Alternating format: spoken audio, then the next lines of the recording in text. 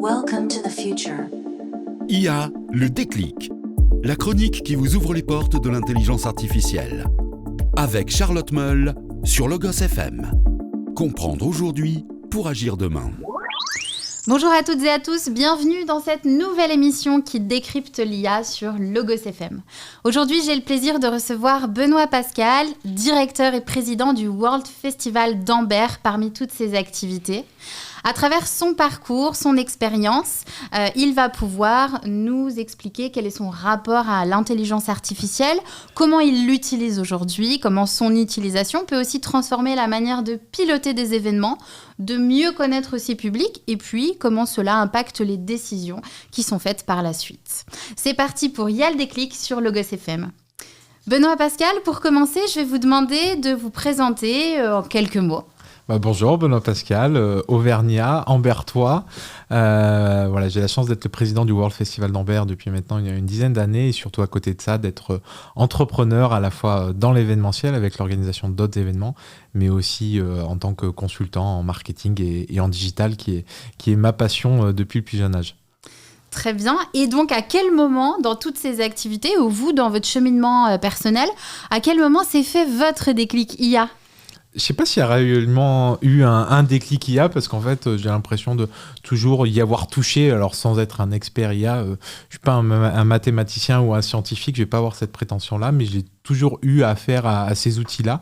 Je pense qu'il y a déjà de très nombreuses années, que ce soit dans les jeux vidéo, mais assez tôt dans des outils d'analyse de données, de recherche d'informations, avant tout ce buzz qu'on a depuis 2-3 ans autour des interfaces conversationnelles. Donc c'est vraiment pour moi plutôt une technologie qui a toujours suivi mon parcours dans le monde du digital et de l'informatique. Ok, très bien. Et donc, justement, pour qu'on comprenne aujourd'hui concrètement, Benoît Pascal, comment vous utilisez l'intelligence artificielle et peut-être même quels outils vous allez utiliser au quotidien. Il y a deux usages. Forcément, il y a l'usage interface conversationnelle, comme on l'a presque tous aujourd'hui avec les ChatGPT, les Gemini, les Claude et j'en passe. Mais qui, j'ai envie de dire, aujourd'hui est presque un usage plus personnel. Des fois, au lieu de poser une question à Google, on va la poser à ChatGPT. Je pense qu'on a tous fait ça pour notre recette du dimanche pour les pâtes à crêpes. Donc ça, c'est un premier usage, mais qu'on a au quotidien dans toutes mes activités événementielles. Aujourd'hui, c'est assez intéressant d'utiliser ces outils pour principalement analyser des données. Aujourd'hui sur le festival, on a plus de 30 000 festivaliers qui consomment tous de manière différente, qui ont tous des envies différentes. Et l'intérêt aujourd'hui de ces IA, ça nous aide surtout à mieux comprendre ce qui se passe et mieux comprendre certaines données.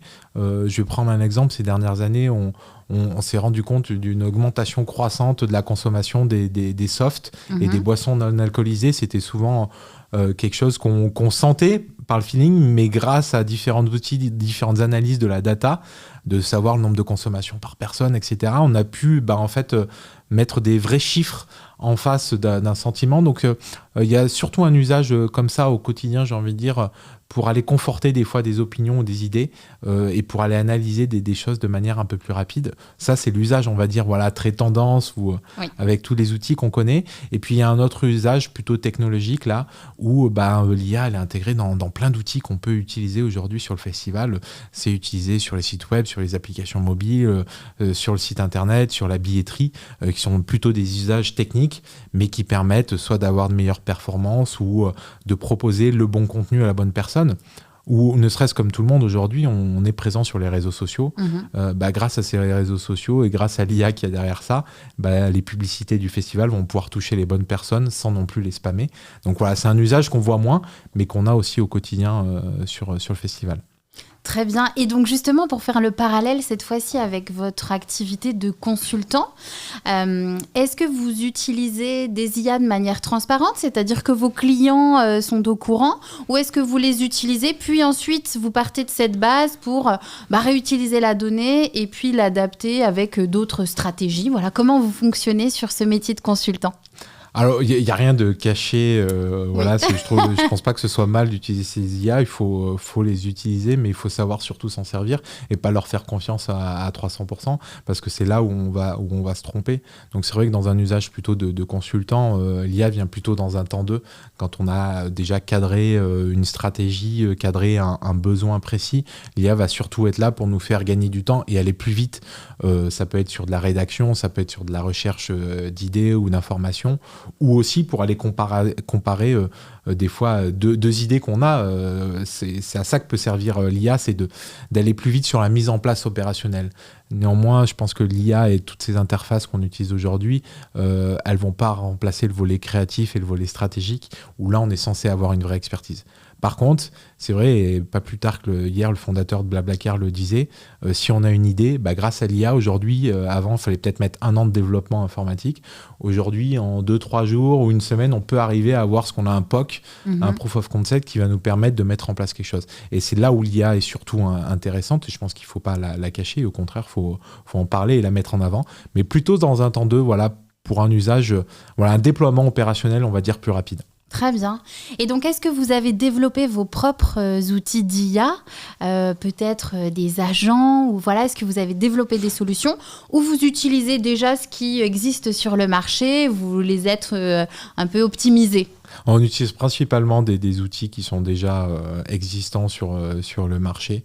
Voilà, vraiment sous la forme de questions-réponses. Il n'y a pas d'agents automatisés pour aller faire des tâches au quotidien comme des publications sur les réseaux sociaux, parce qu'on considère typiquement sur le Festival Lambert que notre communication, c'est aussi notre âme et c'est aussi ce qu'on propose. Donc il n'est pas question d'aller laisser une IA demain automatiser la création de posts ou de publications ou même de vidéos.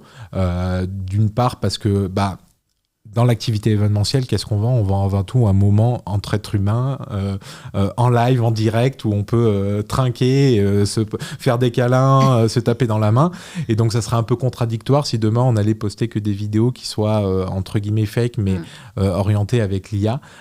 Donc voilà, aujourd'hui, il y a beaucoup de choses qui se font encore à la main. L'IA est vraiment là pour aller accélérer certains process, aller vérifier certaines choses. Mais il n'est pas question pour nous, dans l'événementiel, d'aller tout automatiser comme on pourrait le faire aujourd'hui. C'est sexy sur le papier, on se dit demain on gère plus la communication ou même le support aux festivaliers qui aujourd'hui est pour nous un gros point stratégique. Quand vous accueillez 30 000 festivaliers, vous avez des demandes, des fois des questions bêtes, mais on est là pour y répondre. Et aujourd'hui, c'est encore des hommes et des femmes qui répondent derrière ça parce que on considère que même si ça prend un peu plus de temps, le sens du service et la relation qu'on va apporter derrière, ça a une valeur beaucoup plus importante que de juste répondre automatiquement si on répond à côté de la plaque. Même si ça n'empêche pas que l'IA derrière va nous aider, nous, en interne, à préparer des réponses, à savoir que les 10 questions des festivaliers qui reviennent le plus souvent, c'est celle-là. Mais voilà, en frontal, j'ai envie de dire, dans notre communication et nos échanges, ça reste les équipes du festival qui interagissent. Vous conservez justement cette relation humaine au cœur et au centre de tout dans le festival. Très bien. Pour nous, c'est important, oui. Quand on parle d'exploitation de données, vous disiez tout à l'heure que vous vous en serviez aussi comme ça pour le World Festival d'Ambert. Qu'est-ce que vous mettez en place, par exemple, pour cette consommation de soft qui a augmenté les dernières années ? Comment, en fait, l'analyse de cette data ensuite se traduit par quelque chose d'opérationnel sur le terrain ? Qu'est-ce que vous allez prendre comme décision à la suite de cette analyse ?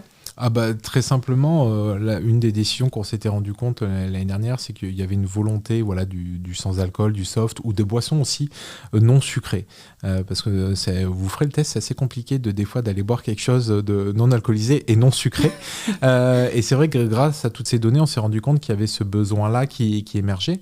Et en fait, assez rapidement, opérationnellement, ce qu'on s'est dit, c'est que sur l'ensemble des bars, on allait apporter cette solution-là. Donc, je ne vais pas dire, on ne va pas faire une pub pour une marque, mais cette solution non sucrée et non alcoolisée. C'est là où ça nous permet en fait d'aller un peu plus vite et surtout de rien oublier dans l'analyse, parce que quand on regarde les chiffres d'un festival, on peut se dire d'une année sur l'autre, on a eu plus de festivaliers, on a fait plus de fûts de bière, mais c'est toujours important d'aller rapporter ça au nombre de personnes, d'aller rapporter ça à la météo, ou d'aller rapporter ça aussi à la programmation. Aujourd'hui, la programmation d'un festival a un gros impact sur le type de consommation.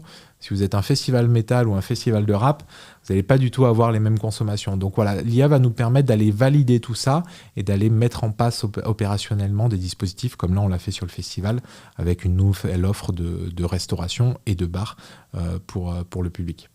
Très intéressant, merci. Pour peut-être avancer aussi sur ce sujet-là, quel est votre point de vue sur les avancées de l'IA et la manière dont l'IA va bouleverser les métiers que vous rencontrez en tant que, cette fois-ci peut-être plus que consultant, mais voilà, est-ce que vous sentez que certains de vos clients ont des craintes, des appréhensions, ou au contraire sont enthousiastes sur la manière dont ils vont pouvoir l'utiliser à moyen et long terme ? Je veux dire que c'est comme toute innovation. Vous connaissez tous la courbe de l'innovation où on a les early adopters qui sont un peu les foufous, qui sont excités, qui adorent jouer avec ça, et ceux qui vont être un peu plus réfractaires, mais qui aujourd'hui commencent déjà à s'y mettre parce qu'on est déjà dans cette phase-là, presque une phase de déception où on se rend compte que ChatGPT, en fait, au quotidien, ça va être assez limité, ou du moins, ça va être vraiment pour faire notre recette de pâte à crêpes le dimanche. Donc, je pense que ça dépend vraiment des profils. Et aujourd'hui, on a un peu tous les types de réactions. Mais ce qui est intéressant dans le moment qu'on vit actuellement, c'est qu'on se rend compte aussi que, voilà, après l'explosion de l'IA qui va changer tous les métiers et révolutionner le monde entier, on revient, je trouve, à un espèce de raisonnement un peu plus sage où, en fait, qu'est-ce qui va se passer ? C'est comme la révolution industrielle ou les robots qu'on a eu à une époque. C'est-à-dire que, oui, il y a certains métiers qui vont évoluer. Est-ce que demain l'IA va remplacer totalement, par exemple, le métier de communication ? On en parlait tout à l'heure. Si on veut vraiment avoir du sens et toucher les gens, c'est pas un robot ou une IA qui va y arriver. Par contre, pareil, un bon avocat, un excellent avocat, s'il sait bien utiliser l'IA, il va gagner plus de temps, il va pouvoir aider peut-être plus de gens. Est-ce que demain, une IA va remplacer un avocat ? Non, j'y pense pas. Donc, c'est ça qui est intéressant, je trouve, dans la période actuelle, c'est qu'on devient peut-être un peu plus raisonnable par rapport à ces outils. Et parce qu'il faut toujours garder en tête que c'est qu'un outil et ça dépend ce qu'on en fait derrière. Donc, ça dépend toujours de la personne qui est derrière son clavier. Oui, c'est vrai qu'avec l'utilisation courante, on a moins tendance à fantasmer sur le potentiel de ces outils-là. Donc, c'est très intéressant de vous l'entendre dire, compte tenu des applications que vous en faites. Un petit mot pour clôturer. Quelqu'un qui aujourd'hui, alors ne s'est pas intéressé, c'est peut-être pas plus possible, mais qui démarre tout juste, qui en est dans ses balbutiements de la découverte de l'intelligence artificielle. Qu'est-ce que vous pouvez lui conseiller en termes soit d'outils, soit d'utilisation pour bien se lancer ? Dure question.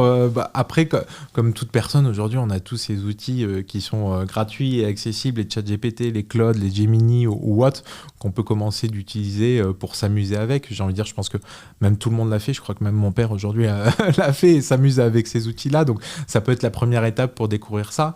Et puis, après, c'est de pas trop se prendre au sérieux avec ces outils, de pas les prendre trop au sérieux, d'en tester plusieurs et puis de voir après les usages qui conviennent. Voilà, sans oublier que ces outils aujourd'hui, ils ont quand même un impact en termes de ressources, en termes de serveurs et autres. Donc, il ne faut pas trop non plus les utiliser juste pour aller redessiner le portrait d'un ami ou faire des blagues. C'est peut-être le seul raisonnement aujourd'hui que j'aurais là-dessus, c'est que c'est des outils, voilà. Il ne faut pas oublier que derrière ça, il y a des milliers de calculs. Donc, essayons de les utiliser pour un usage un peu plus raisonné. Mais après, je veux dire, on n'a pas de risque à les essayer, donc lancez-vous. Très bien. Merci beaucoup Benoît Pascal pour la qualité de cet échange et puis aussi pour tous les enrichissements apportés par cette interview. Merci à toutes et tous pour votre écoute. Moi, je vous donne rendez-vous la semaine prochaine sur Logos FM pour une nouvelle émission consacrée à l'IA. Et d'ici là, vous pourrez retrouver cette émission sur tous nos réseaux sociaux, notamment LinkedIn, Instagram et YouTube, et puis en podcast également sur notre site internet logosfm.com. Merci et à très vite sur Logos FM. C'était IA, le déclic, avec Charlotte Meul sur Logos FM.